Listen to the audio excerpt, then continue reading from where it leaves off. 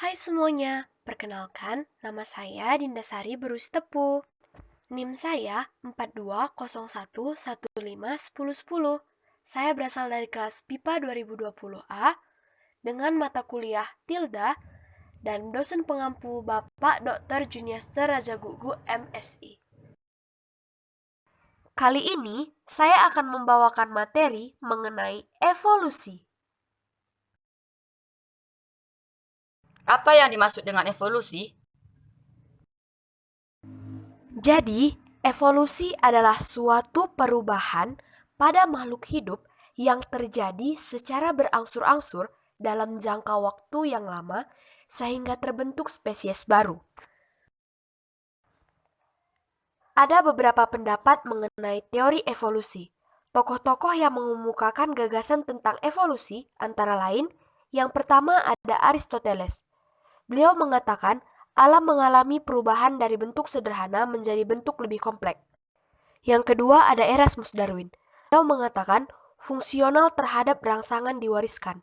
Yang ketiga ada Lamarck yang mengatakan organ yang sering digunakan akan berkembang dan yang tidak pernah digunakan akan menyusut dan hasil perubahannya akan diwariskan.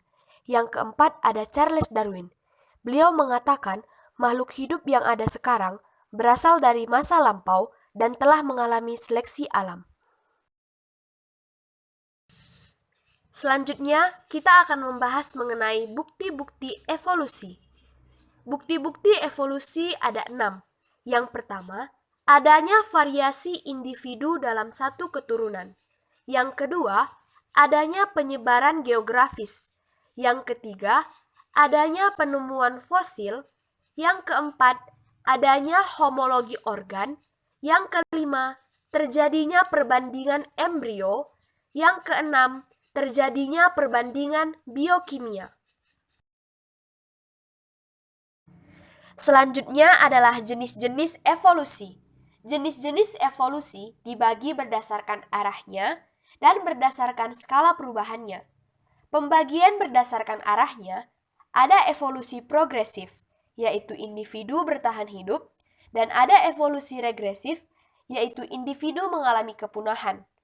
Berdasarkan skala perubahannya, ada makroevolusi, yaitu perubahan pada fenotip organisme, dan ada mikroevolusi, yaitu perubahan pada frekuensi gen.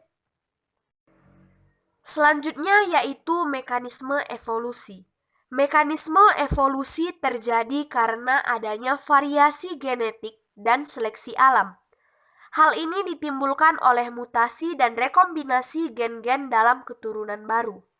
Adapun faktor mekanismenya, yang pertama yaitu mutasi, yang kedua seleksi alam dan adaptasi, yang ketiga aliran gen, yang keempat perkawinan tak acak, dan yang kelima hanyutan genetik.